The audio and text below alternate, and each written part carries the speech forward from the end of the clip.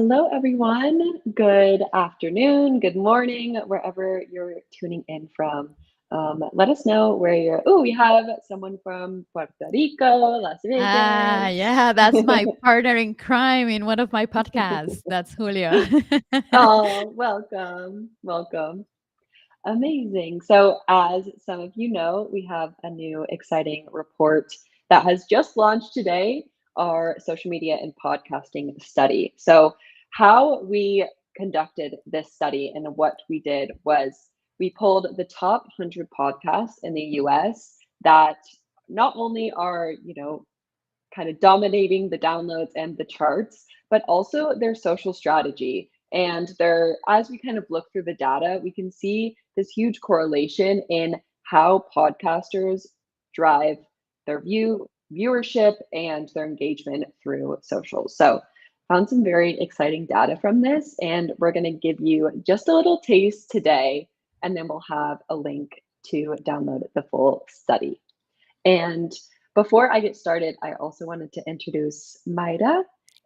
She is from Podcasteras Media. She's a producer, she's a podcast editor. So she is an expert in the podcasting world.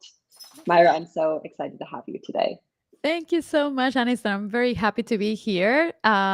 We at Podcasteros are very excited also to be part of this presentation. So we are really looking forward to see what's going on and sharing that with the audience because I know there's a lot of insights that are very juicy that probably people will really like. Yes. All right, let's get into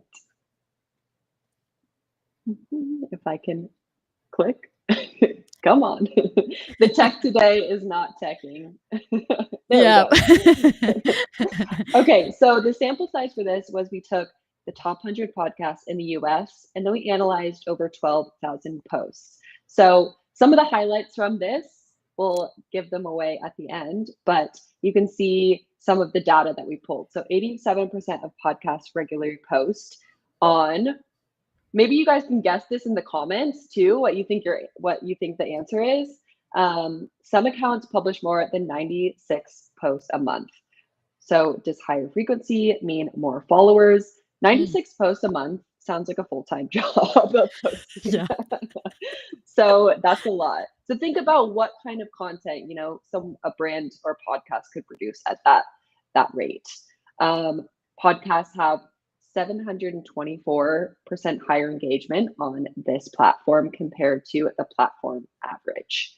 And Mm. then finally, the platform that generates the least interactions is blank with an average of 71.96 interactions per post. So still not a terrible number, I think that as we're seeing more of these podcasts post on socials, we'll see that they actually have really great engagement. Yeah. Yeah. So getting back to who the hosts are today, who are we? So most of you maybe already know Metricool, the one-stop shop for analytics and social media management.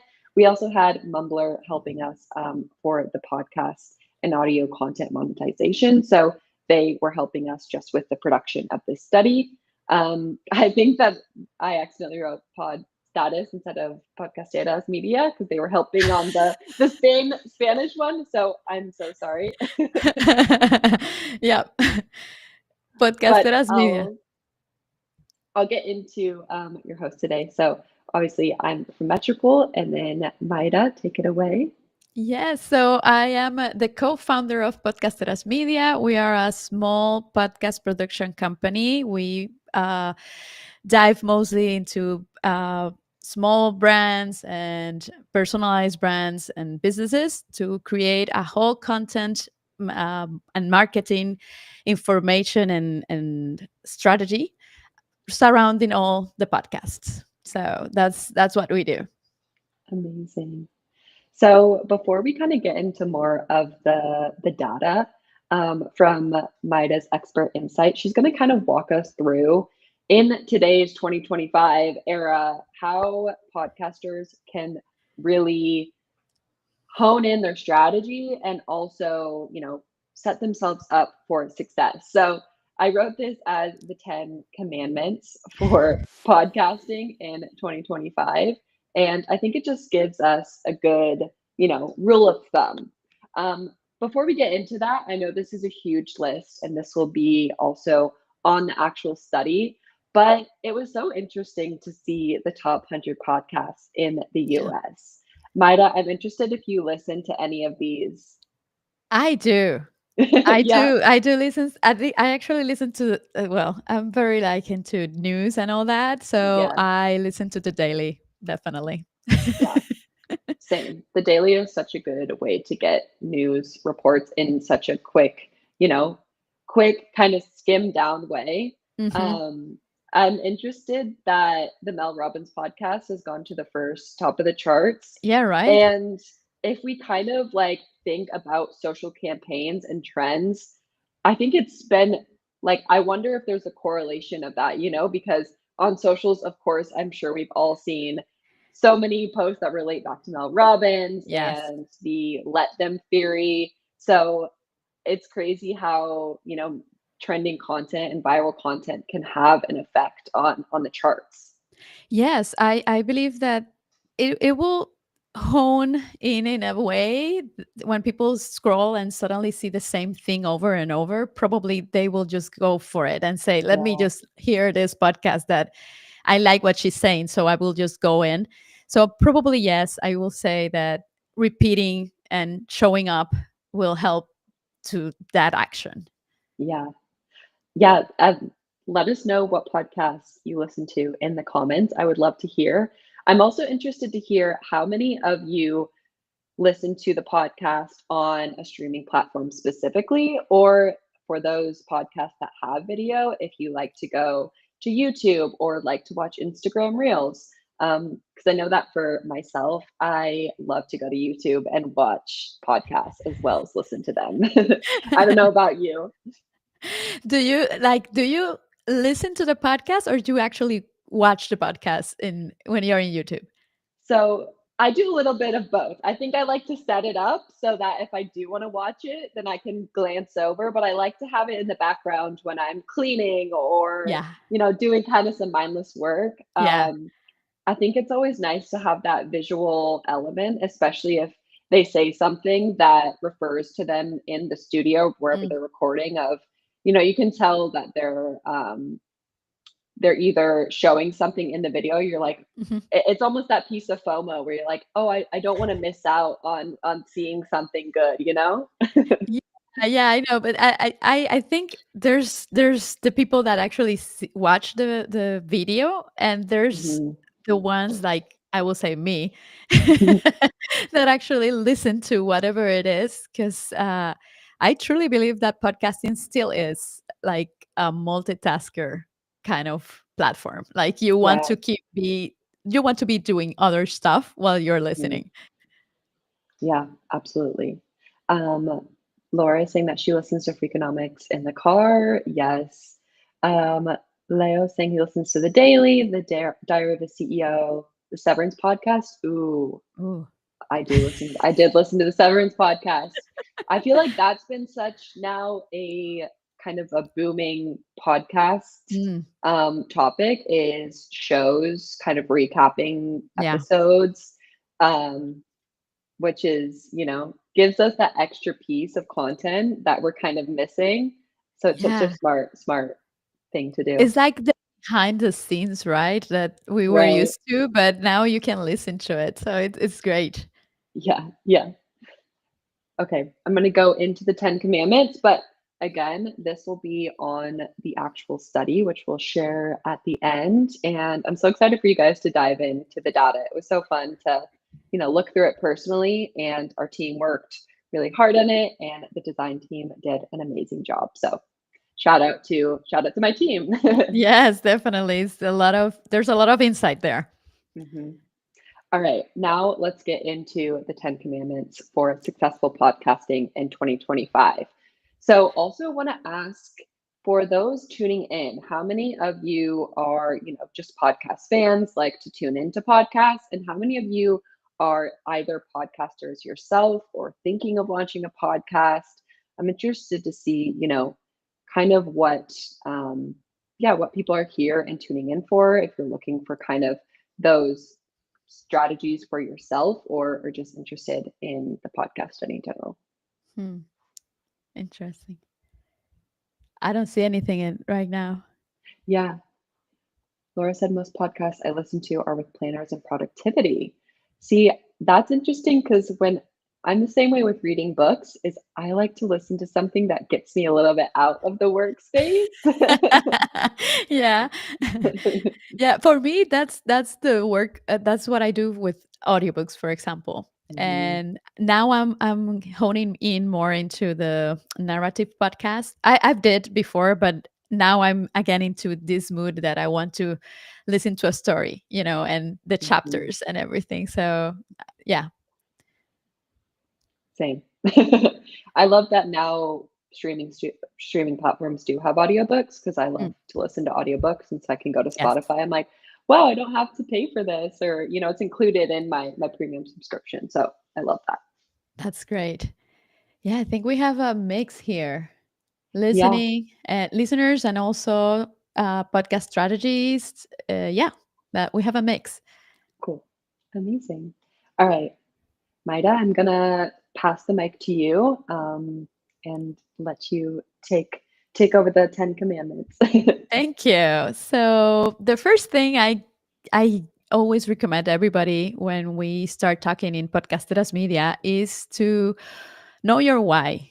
This goes before the mic, the strategy, before the script, before anything.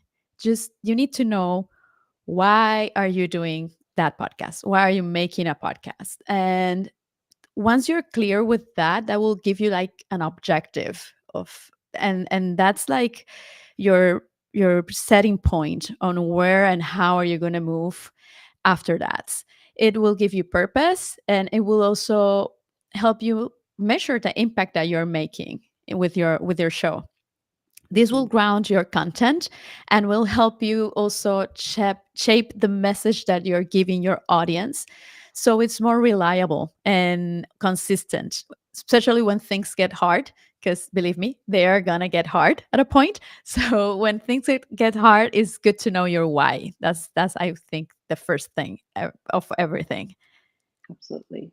And when people are kind of in this why stage, what are any resources or tools that you could recommend to help them? I guess obviously AI is now such a component of content ideas, but any other kind of resources of helping, I guess, jumpstart kind of that brainstorming phase? Yes, I work mostly with brands and small brands. So we work a lot of why you want to share content for your audience.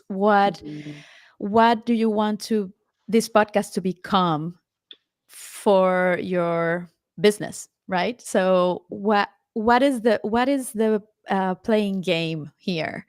And once you have that in mind, most of them are like, I want to share, I want to say things. And I believe that a podcast can give you a stage almost like writing a book. So if you are able to know why you're writing that book or why you're sharing this information, then it's easier to actually go afterwards. So we tend to just ask that, what is at the end, how you see it going, right? mhm. Yeah, definitely. All right, number two. Oh, sorry. No, no, no, No, no worries. number two, it will be to define a clear concept. And this one I think is key and is very important. And I believe that there's three key elements that will really help you to define that concept. First is to define what's that thing that you will be able to talk day and night about. If you are there's something that you're really passionate about, just try to figure out if there's going to be someone that will be willing to listen to that passion. That will be your audience. And if to that mix you can add solving a problem that people may have, then you have magic. Because we as human beings always want responses. We want ways to solve things. So if you give those snippets to people, and it doesn't have to be very complex, it can be something as easy as making someone laugh, Mhm.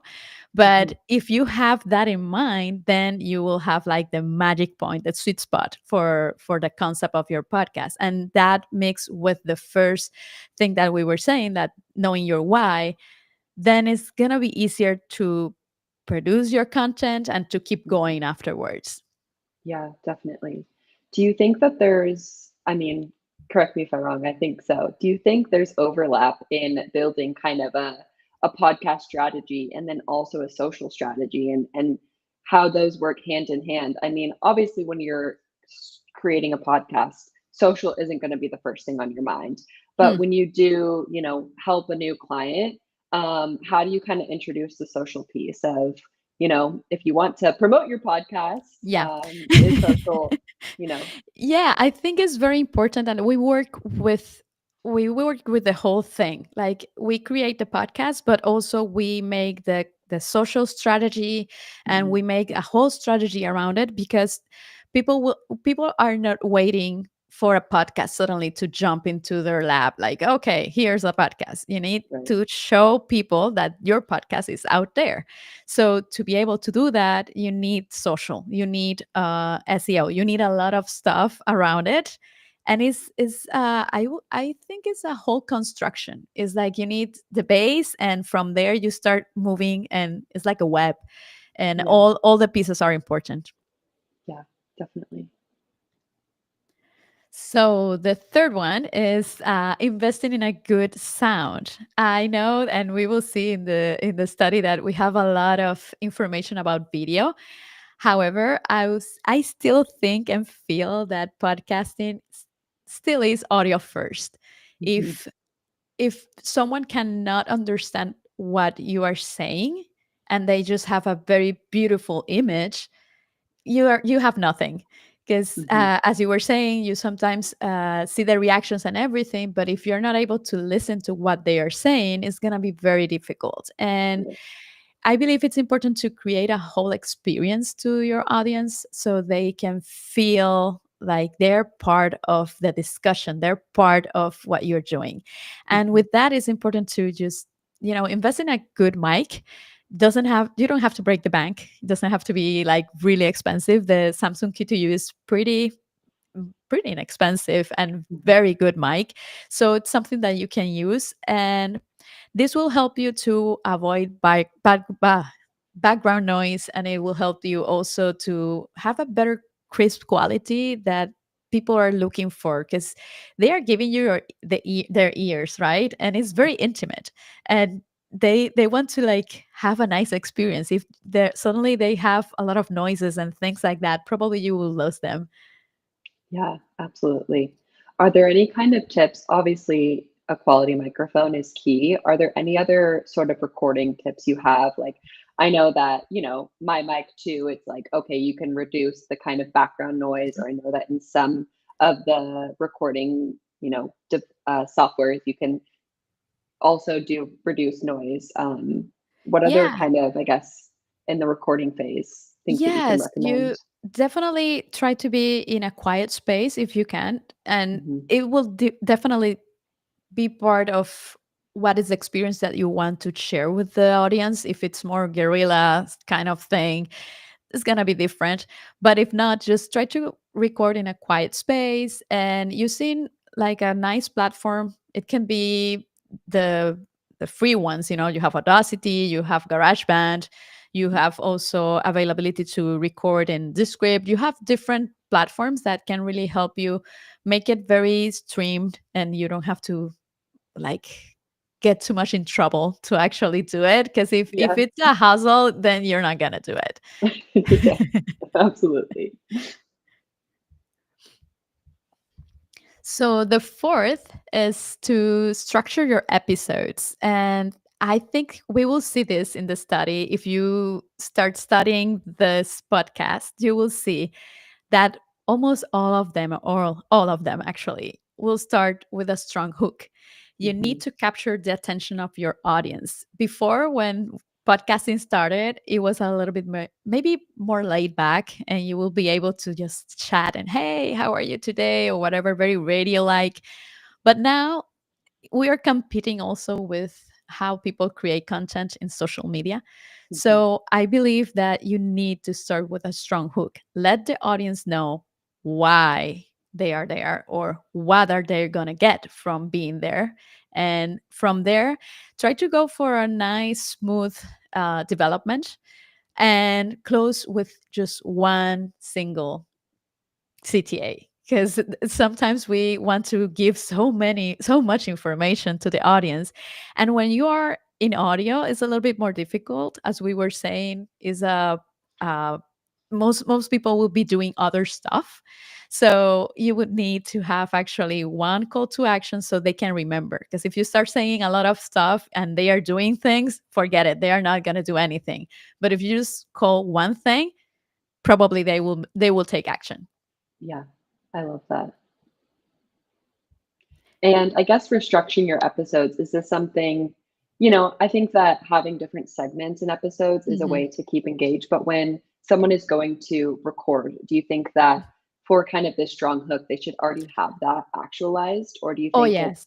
yeah? Yes, yes. I will say try to have at least like bullet points or Hmm. something, and an intro that you feel comfortable saying. You don't have to read it necessarily. You can just wing it a little bit, but Yeah. if you know the theme, it's going to be easier, of course.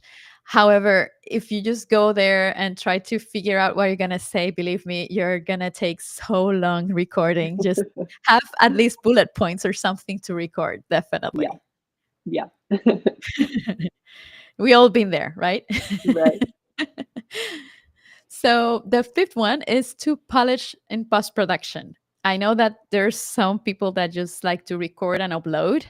Hmm. However, having a lot of sound on the background, or having a lot of repetition, and if you start rambling because you didn't do like your bullet points, and you start rambling all over and you're repeating yourself, you probably will lose your audience. So make it worth for them to listen to you, and create a good experience by editing. And Hmm. it doesn't have to be like very fancy, just clear it up, make it nice to listen to. And one of the things that I will say also is, avoid the overuse of music, or the overuse of different effects. Hmm. Because this is true. I heard a podcast once that it was the whole 15 to 20 minutes, it was a background music in it. And at a moment I was really getting tired, and Yeah. I did stop. Like, I was like, okay, I can't deal with this, because Hmm. it was like also like a dance music, and it was like competing a lot. So use those resources for when you want to make a point, when you want to make a reflection, when actually the audio deserves that moment, right? Yeah. So, and you can use very good platforms to do that, like Audacity, GarageBand, Descript. All of them are very streamlined, so it can be very helpful. Yeah. I like how you mentioned being thoughtful about music and effects, because you mentioned that not only podcasting is such an intimate space, but like hearing and our hearing sense is so sensitive. I know that Yes. for me too, like, it almost can like frighten you, or, right, you said you felt kind of this annoyance, Yep. and it's so interesting how those effects can have such an emotional, reaction from us. So Yeah. something really good to note for. Yeah, you can create a whole mood, and you can Mhm, either build it or break it with the effects or the music that you're using. mhm. And then I guess for kind of like intros and outros, I know that that is such a big piece of the music effect and introducing the podcast. But it also can be a hard thing to come up Yeah. with. And for people who are like, you know what, I just want to get my podcast out there. What is your advice there of kind of that intro and You know, outro music? there's some very good podcasts that don't have actually a intro music or nothing like Hmm. that. You can just repeat the intro over and over, Hmm. and in each episode something very short and sweet. Doesn't have to be very long. I've heard some that are also very long, and this is one of that we have with our some of our clients that we are trying to push. Like, please, let's make it quick, Yeah. because people will look for your information afterwards. You know, Mhm. so just try to put something like 30 minutes, no, 30 seconds. 30 minutes too long. 30 seconds, and where you say who you are, what you do, and what people are gonna get from you in this show, right? And Mhm. something quick. And if you feel like it, you can just put a little music or something in the background. Mine is, for example, 30 seconds, uh, Yeah. bumper of music, what I do, and then that's it. Mhm. And I have it on already recorded, so it's easier for me when I'm editing in the post production. It's quicker, but you can just record it at the time. It doesn't. It is what works for you, I will say. Right. Right. Love it. Okay, so we just have kind of a list of the other steps. And again, Yeah. if people have questions, we can go back through these. But Yeah.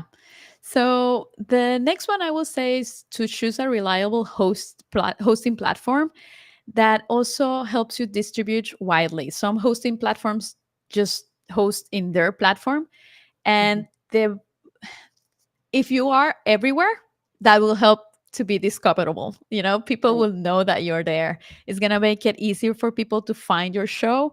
So it's I think is very important. And also a hosting platform that gives you something else, that can give you, for example, a little bit of marketing or something related to monetization or something like that, Mhm, you know, something that really will support you creating your creating your show.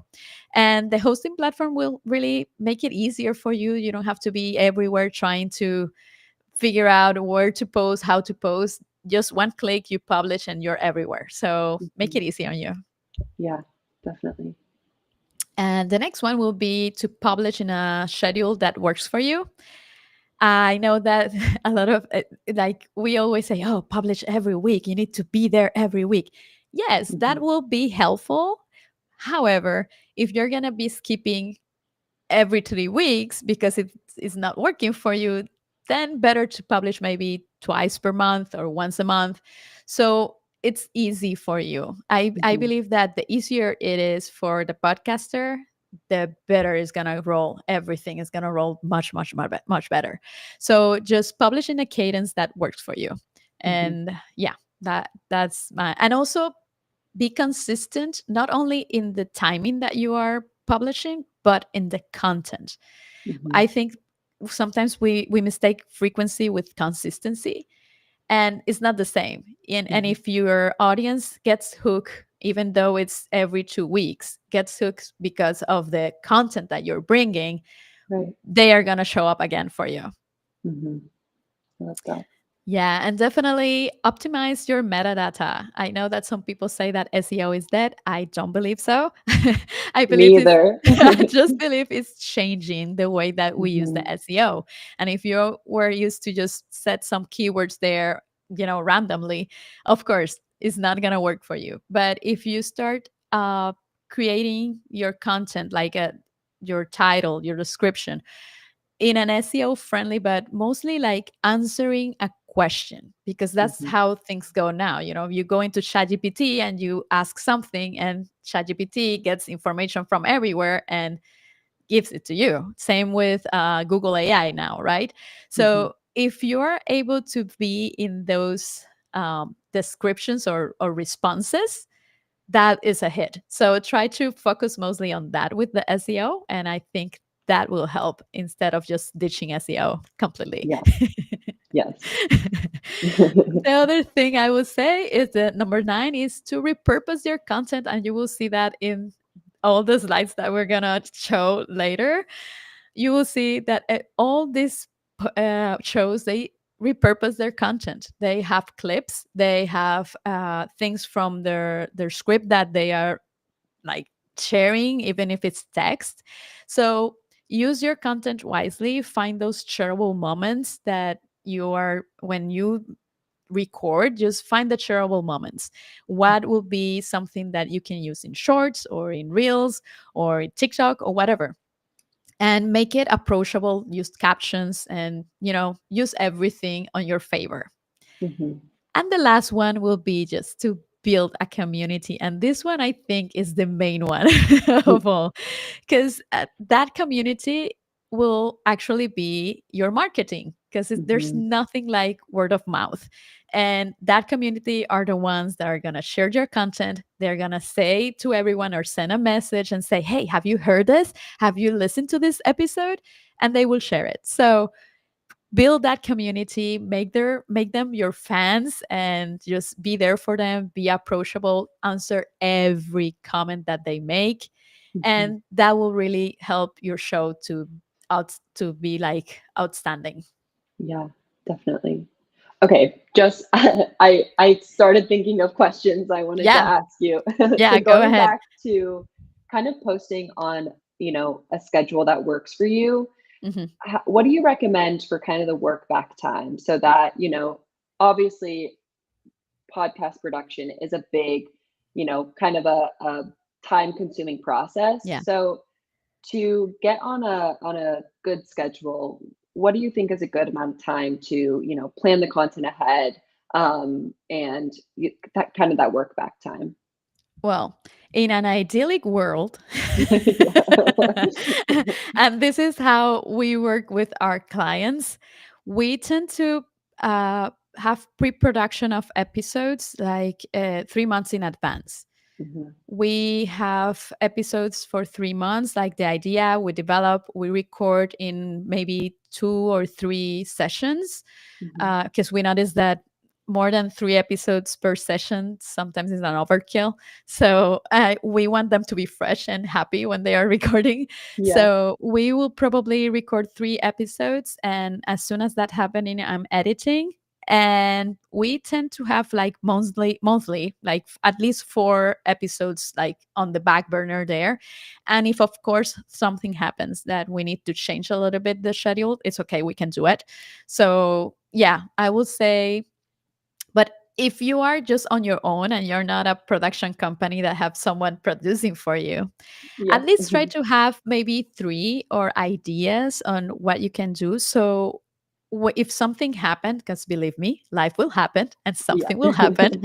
If something happened, you have something to grab on, and suddenly you don't disappear from the podcast sphere, and people Mhm. are like, what? It didn't came today. And also don't worry about it. Probably your audience will be okay. They will say like, okay, it wasn't today. Next week is gonna be here probably, and it's gonna be fine. You're not gonna die. Yeah.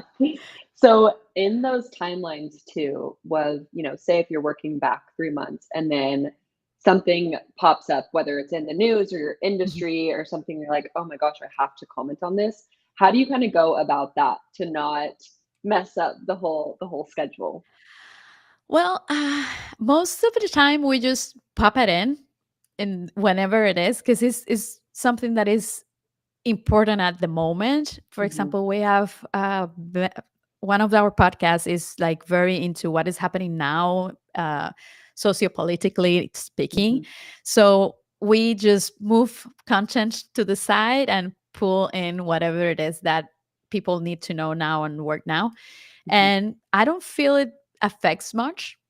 Even maybe if it is if you are having a series, that you're producing a series of things, maybe just letting know the audience at the beginning, like a short note, like, hey, I know that you were expecting this, but today, as because of this, we're gonna be discussing this other thing. yeah, And if you have the people, the audience in the now and in the how and everything, it's like talking to a toddler. You need to yeah, tell them in the now what's going on now, so they know what's happening. yeah, definitely.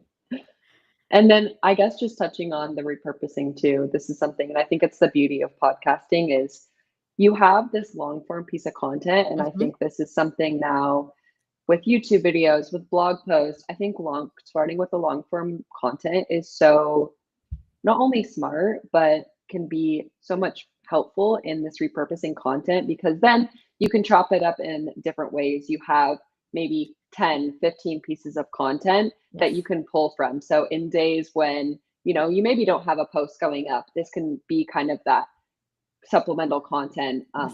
for your channels in a way to stay consistent on the platforms without having to, you know, record a video or do something last minute.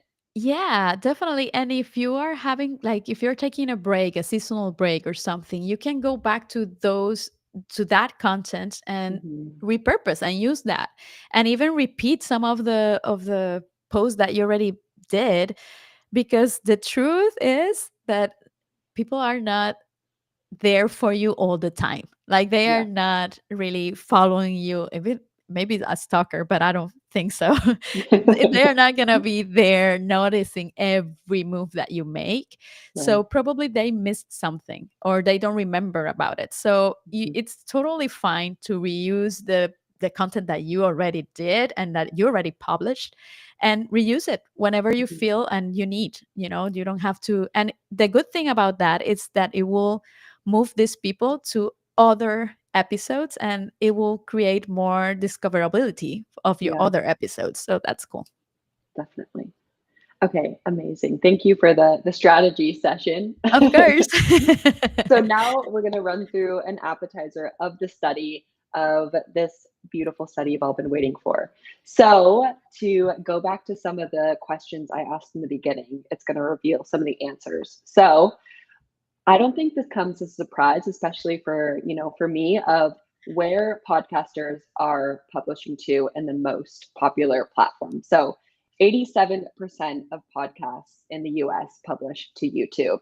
I Mhm. mentioned this in the beginning of, there's that journey to, as platforms like Spotify don't have the in video in podcasts anymore. It seems like such a journey now directly to YouTube.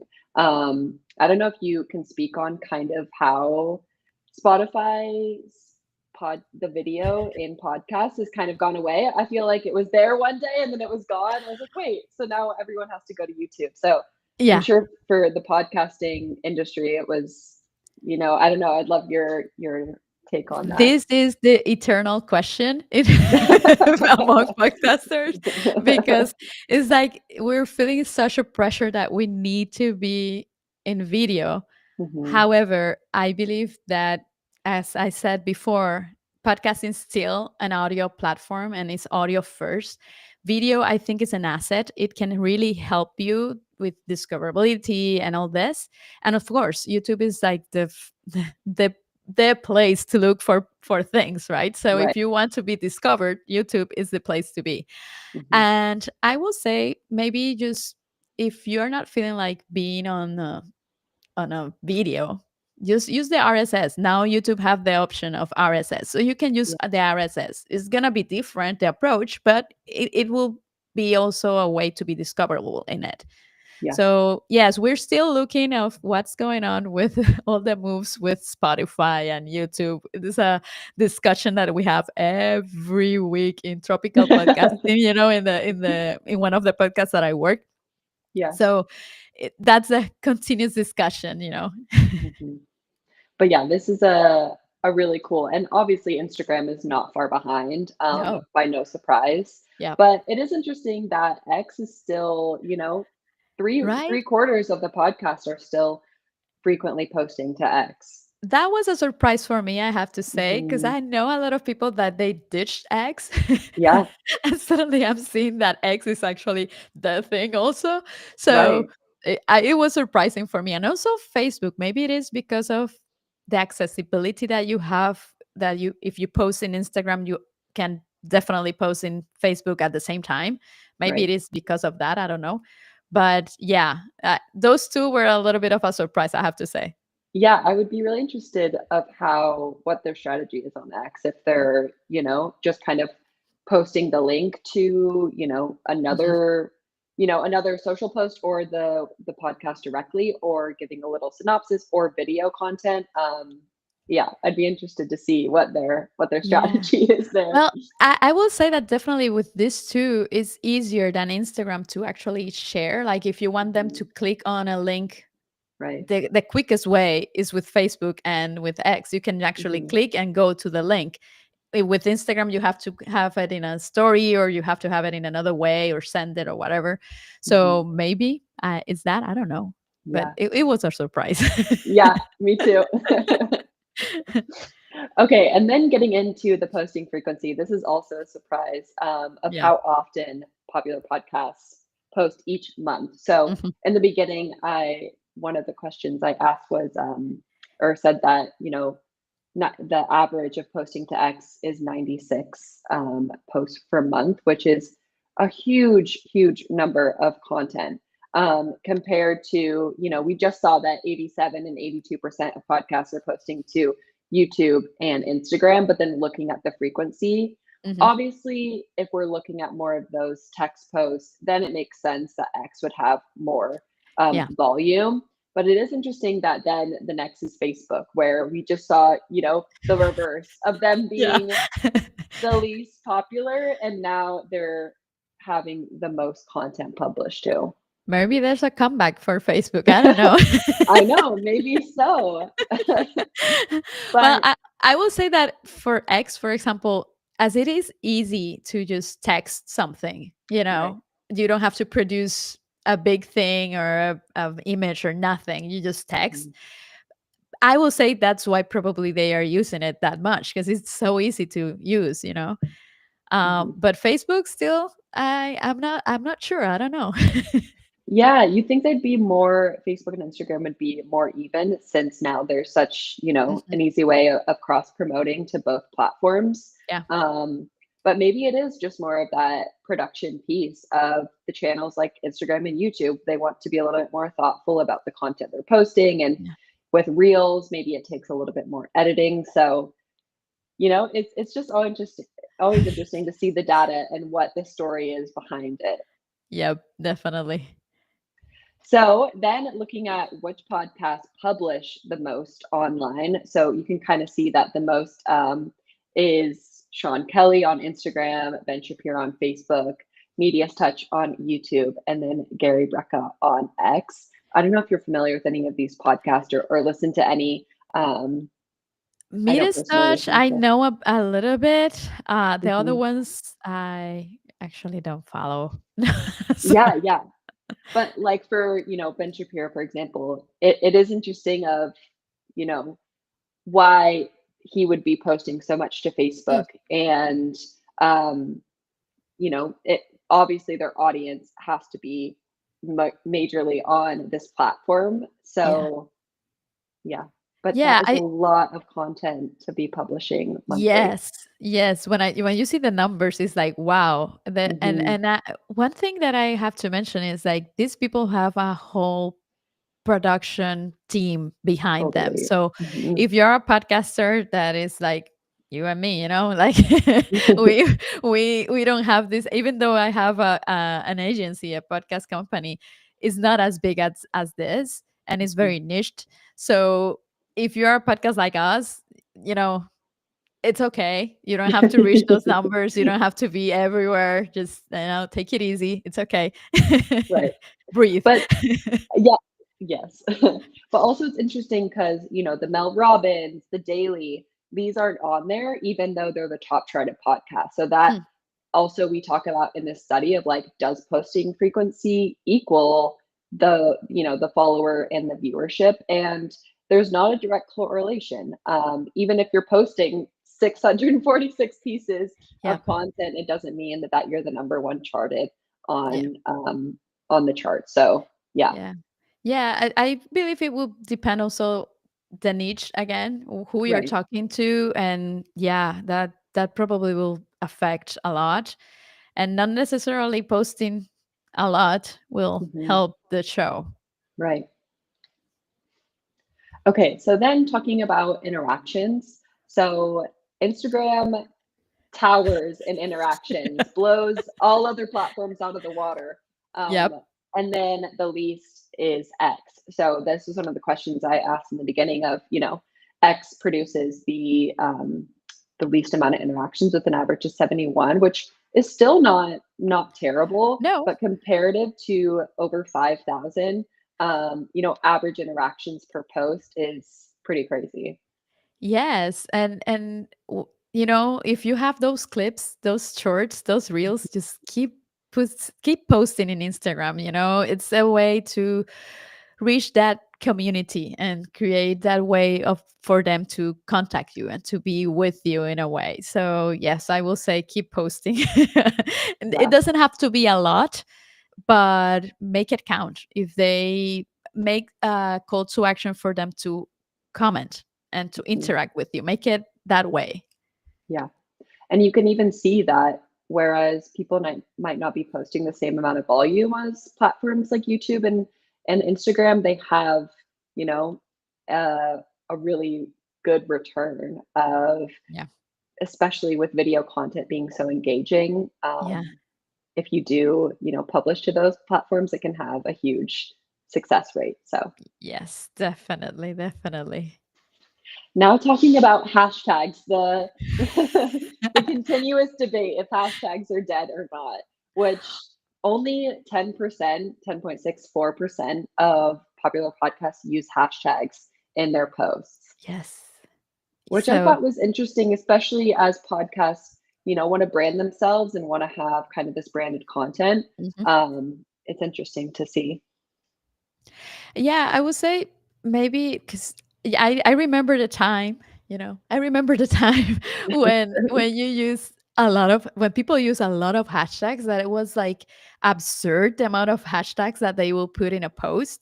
Yeah. And now it's like two, Mhm. one, none, Yeah. So just I will say be mindful. You don't have to use like 20 hashtags that you used before, and maybe make a hashtag that will be part of your show that has to Mhm. I will say use one that's unique for your show, and then research other hashtags to see if they have movement specifically in your niche or in whatever it is that you're working with, so you can attract people from there, Right. but don't have to use the 20 hashtags that we used before. Right. I think since now there's such a mass of hashtags, people want to, be thoughtful with them and maybe have those 1 to 2 branded ones Yeah. so that to be, and SEO isn't dead and neither are hashtags. Nope. Hashtags are part of SEO. People.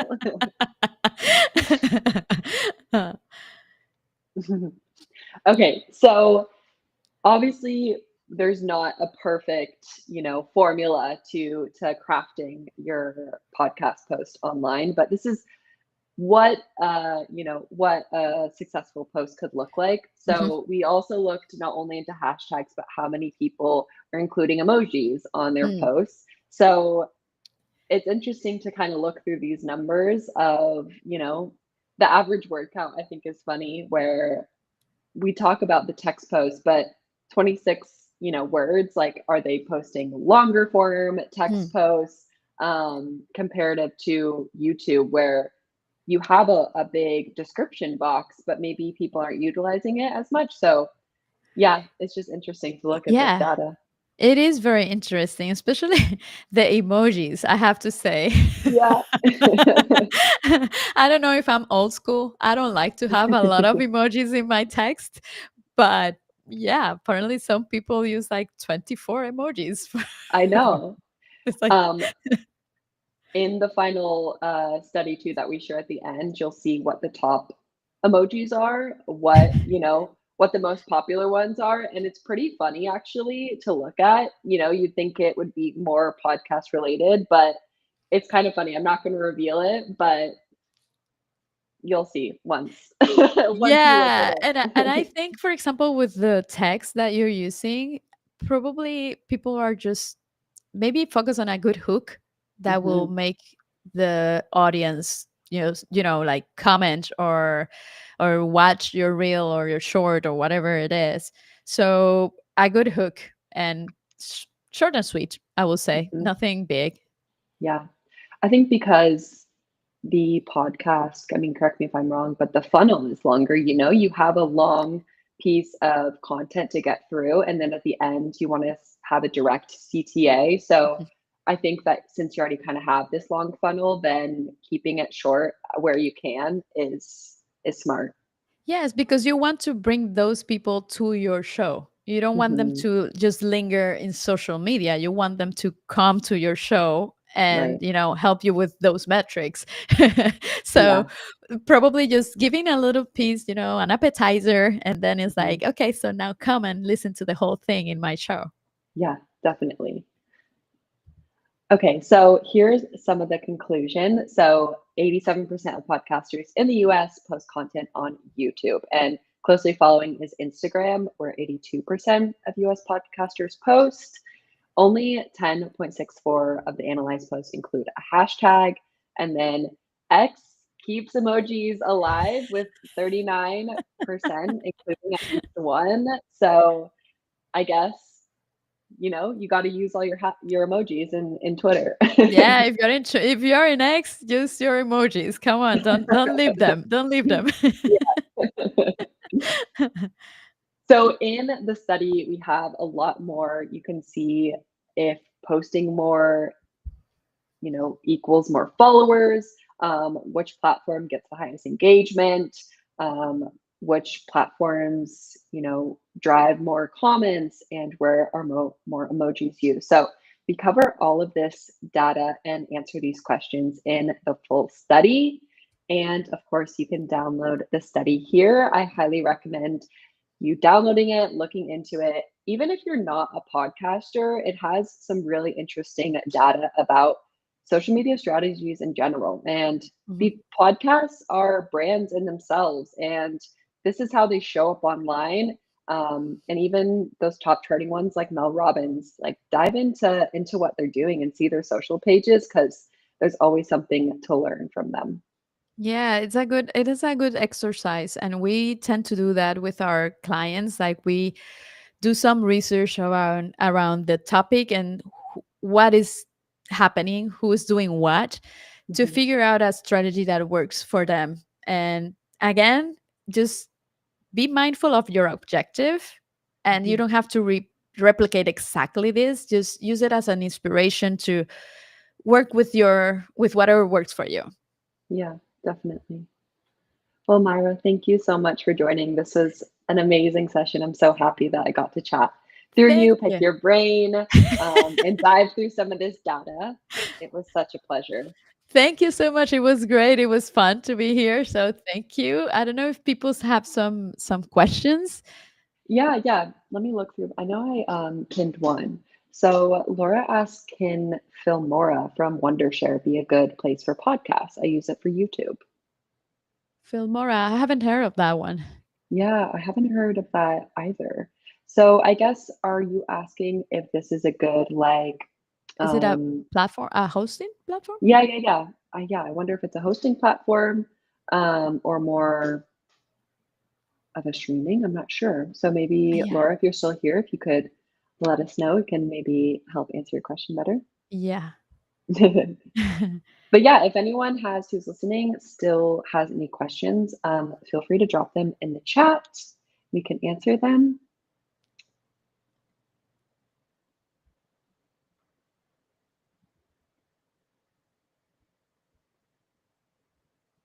Nope. Okay. We did it perfectly. Yeah, good. Well, feel free to reach out if you have any questions, definitely.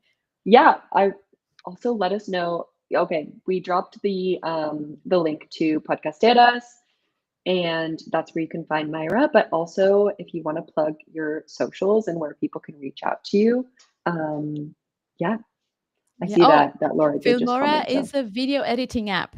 It's very useful. ah, Okay, I will check that one.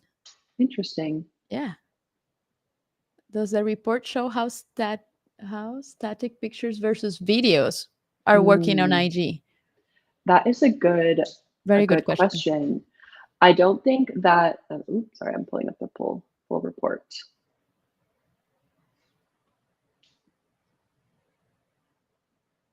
So I think that it didn't differentiate, but that is something good to note for our next study. I'm just making sure I didn't miss it in the study.